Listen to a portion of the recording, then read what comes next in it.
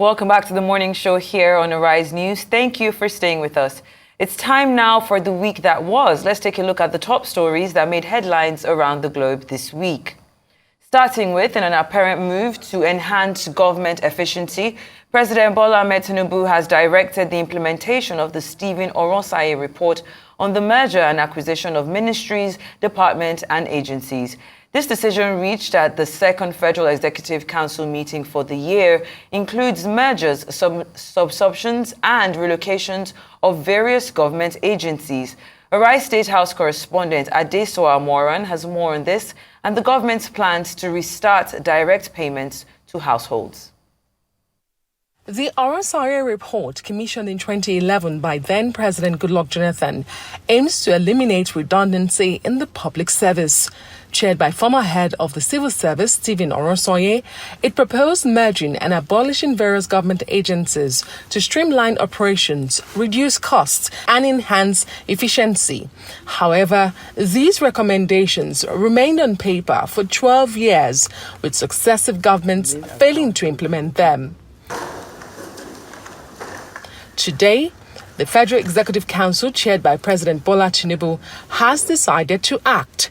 So in a very bold move, today, this administration, under the leadership of President Bola Ahmed Tinubu, consistent again with his courage to take very far-reaching decisions in the interest of Nigeria, has taken a decision to implement the so-called Oransaye report. Now, what that means is that a number of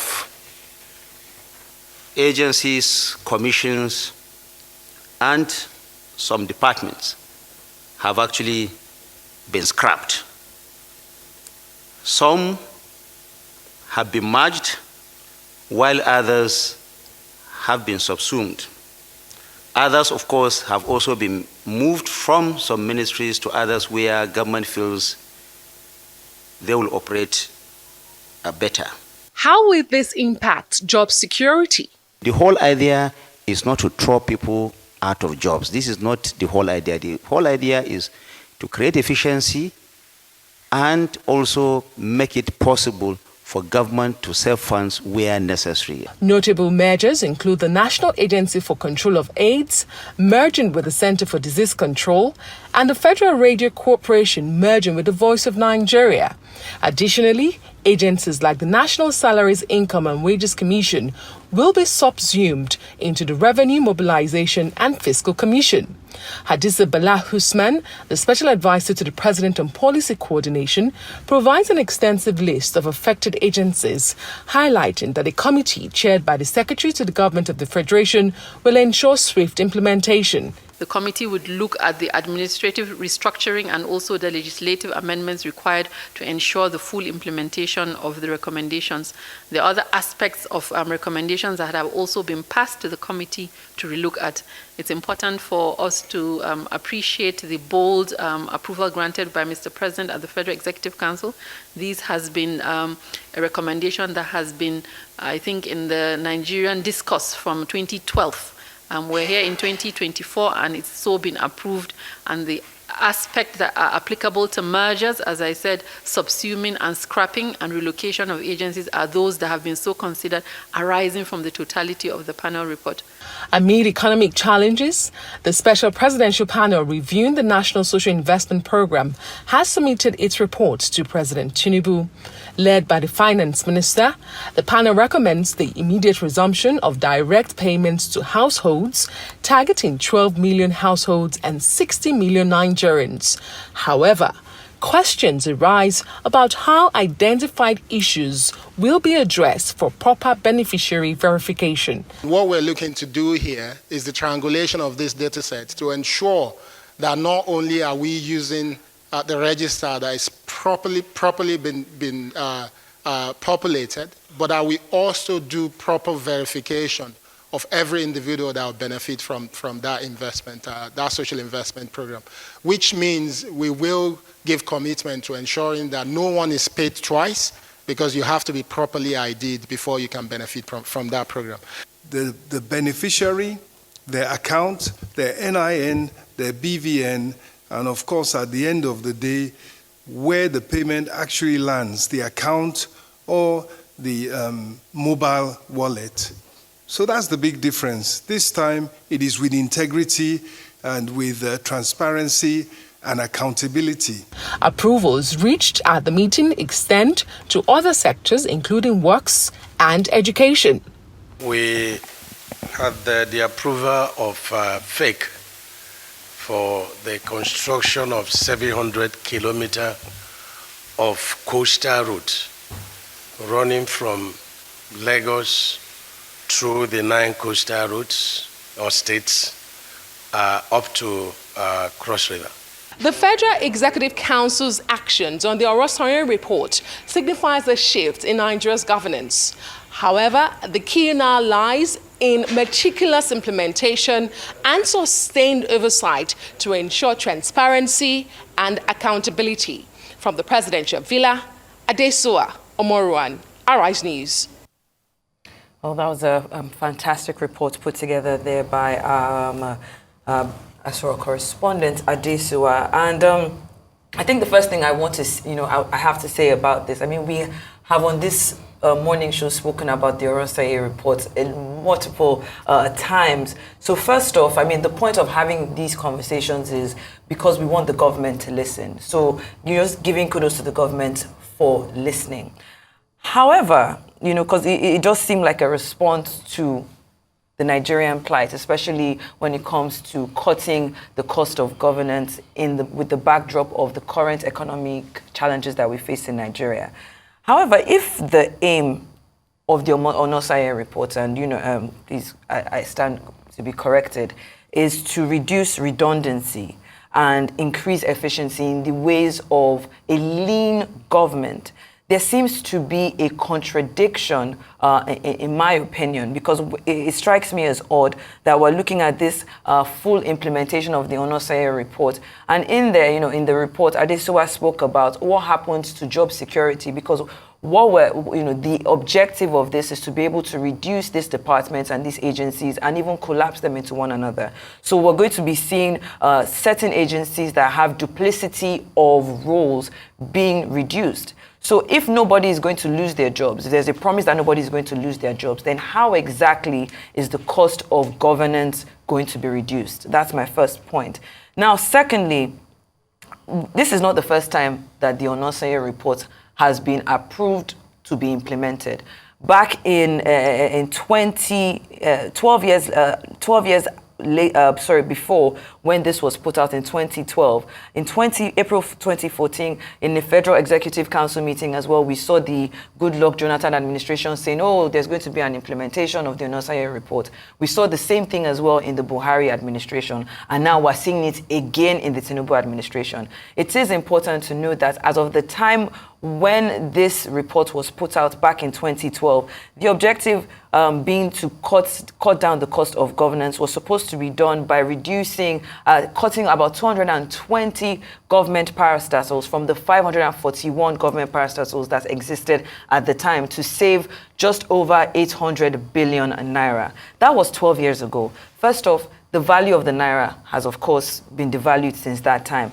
Now, by my counting, we have about 1,316 government parastatals. So exactly how many of these agencies are going to be cut off for us or for the government to be able to achieve this, the objective of the Oransaye report? And then finally, for me, is when we're looking at an administration that has the largest cabinet, I'm thinking about 48 ministers as it stands, we're looking at an administration where we're seeing that the National Assembly has a recurrent expenditure that is actually even more than it's supposed to be saving. There's claims that they want to use 10 billion naira to start a library. There's so many of these things that have gone out. So how exactly are the Nigerian people supposed to trust the political will behind this, that there's going to be an actual cost of governance? This administration needs to be introspective. We've spoken about, the COP28 delegation, which is one of the largest.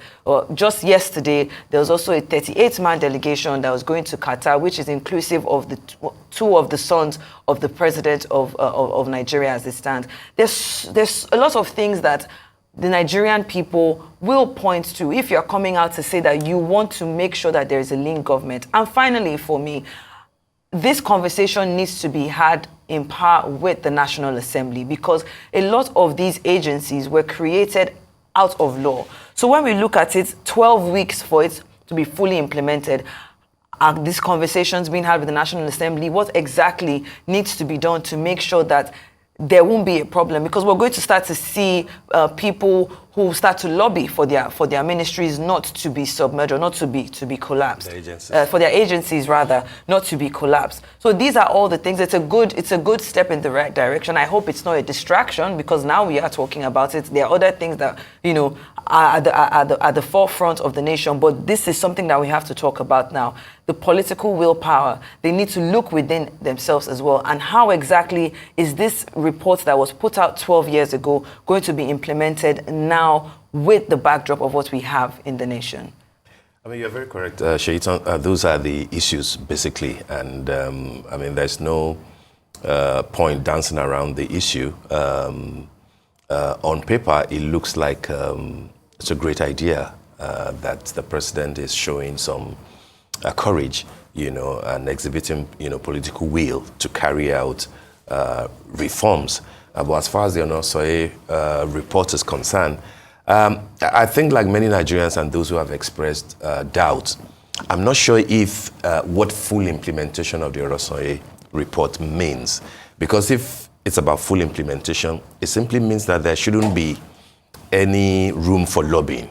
And as you said, this will have to go to the National Assembly because many of the agencies were created by act of law. So what would then happen after 12 weeks of this 8-man committee, to look at it? What precisely are they supposed to do? Will it be to produce another white paper on the report, given the fact that we've already had 2 white papers on the Oransaye report, one from Jonathan himself, President Goodluck Jonathan, who commissioned it, and another one from President Buhari, both been headed by former head of service, like Oransaye himself, who produced that document. I think I'm inclined to go with Mr. Femi Falana, SAN, who says that Oransaye report appears a bit obsolete and that it does not reflect the current realities, as good as the intentions might be. So what happens, therefore? Will we now have a white paper that will either adjust, add to, or basically write another sort of, an addendum, on the report? Because if you implement fully, it means that all the agencies that were earmarked for merger or disbandment will have to go. And when you say, like you pointed out, that will there be job losses? Of course, I've had many in the ruling party say that, they're just sugarcoating it. Of course, there will be job losses. First and foremost is the fact that there will be a reduction in the number of the heads of such agencies, DGs, MDs, CEOs, executive secretaries, as might be concerned, and then what happens to the budgetary allocation for many of the agencies for this year? Many of them, you should remember, have budgetary allocations that are far bigger than even their mother ministries. What happens to that? Because, appropriation is an act of law. So at what point do you say that we'll stop implementing without having to seek the concurrence of the National Assembly? So for me, it's a tough call. When you say that the president has courage, yes, we see it in terms of a demonstration of will. But in terms of implementation, along with what the law requires, this will be a tough call. And I hope that he has what it takes, to convince Nigerians that he means well. Lastly, just like you said, if you're going to go the whole hog with the Oransaye report, didn't you realize that you will have to do this at some point when you were creating new ministries, when you were appointing ministers, the largest cabinet ever in the history of Nigeria? will we now be forced to go to what the Constitution actually recommends, which is 36 ministers, 1 per state of the Federation? And if you like, as we've witnessed, under previous administration, maybe you can now take 6 additional. But what do we need 6 additional for after 36? Where you already have allocation, allowance for 20 special advisors, you already have more than 22 SSAs and SAs. So if we are saying, let's cut costs, let's tighten belt, let's readjust, let's have a leaner government, it can't just be about Oransaye report, because Oransaye report as of today does not cover all the needs that we need to address. Adeswa? I do agree, but I do disagree with Mr. Femi Falana SAN, because I do believe that the white paper from 2022 is quite recent. It has been updated. It's not the same that it was under Jonathan. I do think we do have to give the president credibility for saying he said in his policy documents when he was running that he would implement the Oransaye report. Of course, also Peter Obi did say the same thing, and Atiku did say the same thing, but we are seeing we're seeing the importance of continuance in government in that continue the actions of previous administrations with the implementation of this report. For me, though, beyond cost of governance, we must also look at the value that each of these agencies and ministries are bringing to the front, right? Because at the end of the day, yes, there is going to be job losses, but it is necessary if we're speaking about reducing the cost of governance, then we must also speak about the loss of jobs. But when we talk about the body language coming out of the presidency, that bloated cabinet is something that will hang over their heads until something is done about it. Because people must see change at all levels. People do not only want to see the lower level civil servants go or heads of agencies go. If we are saying we are shrinking the size of our government because we want a more effective government, then we must also see these ministries reduced. We must also see the cabinet size reduced. We must also see the president not have 300,000 essays for media, new media, digital media, social media. We must have, because the one thing that we've seen this week coming out of that team also, especially the president's media team, it's confusion because there are too many people, because they have overlapping responsibilities, which is what the Oransaye report goes to. At the heart of it is that we should not have overlapping responsibilities. We should not have agencies that are handling the same thing. We should not have these many redundancies, and also the pressure on the federal government, especially with the NLC talking about increasing the minimum wage. I'm not sure the Oransaye report was talking about who should speak or handle the president's what I'm saying is that if the president is saying that he's implementing this to reduce agencies, to reduce redundancies, then he needs to also do that in-house, in his own house, in the State House, in the villa, with his own team. Because you have to say that if people are going to lose their jobs, and so people need to see that happen from the top to the bottom. They do not only need to see it outside. Do you understand what I'm saying? Yeah. So I think it's very important that the president's body language, shows that Oransaye reports the spirit of it, this spirit of efficiency, this spirit of streamlining teams does not only stay in the civil service, but it's also going to be applied to the cabinet, to the presidency, and to his team. Now, all right. Next story. You like to? Okay. Yeah, proceed. Yeah, go on. Well, the next story, the Monetary Policy Committee of the Central Bank of Nigeria has raised monetary policy rate by 400 basis points to a record 22.75%. This was disclosed by the Central Bank Governor, Yemi Cardoso. The central bank also increased the cash reserve ratio to 45% and maintained the liquidity ratio at 30%. The asymmetric corridor was also raised to plus 100 over minus 700. The committee decided to further tighten monetary policy as follows. 1,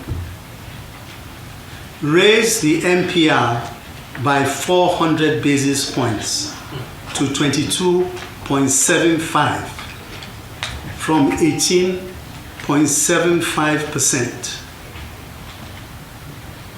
Adjust the asymmetric corridor around the MPR to plus 100 to minus 700 from plus 100 to minus 300 basis points. Raise the cash reserve ratio from 32.5% to 45%. Retain the liquidity ratio at 30%? Well, the MPC that we've been waiting for has finally happened. Very well done, I believe, to Mr. Yemi Cardoso. I think that this was the right move. It is a risky move in a quite fragile economy. You know, people have argued that it could lead to a recession. The Labour Party candidate Peter Obi did come out to talk about how it would impact bank giving out loans. However, we have been talking about inflation every single time we sit down here. And this is something that we need to reduce inflation.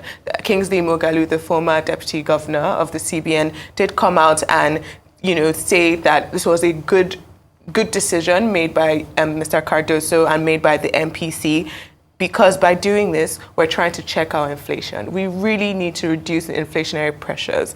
And also, beyond this, I think Mr. Yemi Cardoso's body language and action in the last week has been incredible, you know, and I have to say hats off to him. I think I've sung his praises multiple times in recent weeks, but I think we're finally seeing him getting into his role more as the CBN governor. We're seeing action and we're seeing results. And some of these results might take longer to come, but we are still seeing some of them. Now, what we need now is a concerted effort of fiscal discipline from our fiscal authorities. We need them to, you know, come together and continue this kind of activity. But it is good to see someone take a risk, someone take a bold move. I do believe that the CBN is doing what they need to at this point in time. I agree with you. Sorry, 100% Adesua. I remember watching that interview that he had with, our Rice correspondent, Bosin Omafaye, and even from that interview, there were so many policies that he had spoken about implementing over the next couple of weeks that, you know, Nigerians like me and you were just waiting to see exactly what's going to come out of that meeting. Now, this this new interest rates that's expected to implement these aggressive interest rate hikes in less than 2 months, supposed to, of course, control inflation, to strengthen the naira. And because we've already missed a few monetary policy sessions, and that's why a lot, you know, we're anxious to see. And during the week, we saw a lot of, BDCs that had to be shut down. Very interesting names, I have to say. That I honestly don't know how they got approved with those names. But BDC, yes, Limited. Shine your eyes, BDC. There was just so much it's on them. It's a joke, isn't it? But the fact that now the CBN has taken control and are saying that we're going to be the ones supplying these BDCs with these dollars is definitely a step in the right direction. The policy is expected to increase the base by basis points by 225. That's a total of 21%, despite the local currency still trading near its record low on the black market. So we're going to continue to see improvement. And this was one of the things that, you know, President Bola Ahmed Tinubu had spoken about, that there was definitely going to be that this interest rates was going to increase investment and, of course, consumer purchasing in ways that can continue to sustain our economy at a higher level, because that is what we need right now. Well, I mean, I'm sorry, I beg to disagree with both of you, you know, with respect. This was Mr. Cardoso's first MPR, and all that I think that I see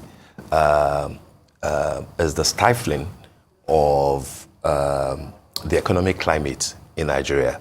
I do not see any bold move other than the fact that we've jumped from 18%, 22 point something in terms of a rate of borrowing and everything. I'm not so sure how those who are in the real estate, those who are into manufacturing, those who are, you know, into services, those who need money from bank will feel about it. And the general response has been that this is far too risky for anybody to applaud. I'm not so sure that this will be in the interest of our economy in the short run. It looks to me like all the CBN governor and the CBN generally is trying to do is to concentrate on inviting investment. Maybe at some point you will get what looks like investment, because you have devalued the naira and then you have discouraged lending to the point that most people will just back off.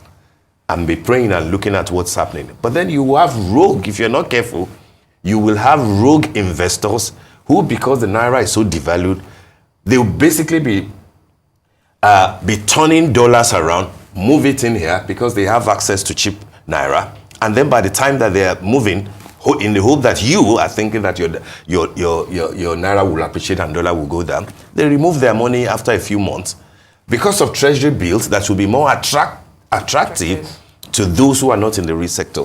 At the end of the day, your farmers, your manufacturers, people who are into the sort of a thing that you do, for example, you can't access loans. And for me, I don't think that this is the right way to go. Maybe there are ways that you could. I mean, we're talking about bold moves. Was it not bold move that led us from day one when we said subsidy, was gone for good? Was it not a bold move that led us into floating the Naira without first studying and understanding that the market might not be ready for the shocks that will come? We say that Cardoso is doing well. How many times have you gone to Nigerian banks to get mints? But they are there, the same places where it's sent with the EFCC, send soldiers and policemen to go and raid people, under the tree because they're selling dollar. That is the same place that you will get Nigerian Naira being sold at parties, 10,000 on 50,000, 15,000 on 200,000 Naira. That is the CBN that we have today. What have they done to it in 9 months? If it was bad under Emefiele, I'm saying that it is worse now with the CBN that we have. Let us see how things will go in terms of this policy. But I align with those who are trying to be productive in this economy. And they're saying that this is not the sort of a thing that they would like to see. Well, hey, it's good to give him the benefit of the doubt. Let's see, maybe there's some miracle that can come out of it. But on paper, I'm sorry, I can feel it.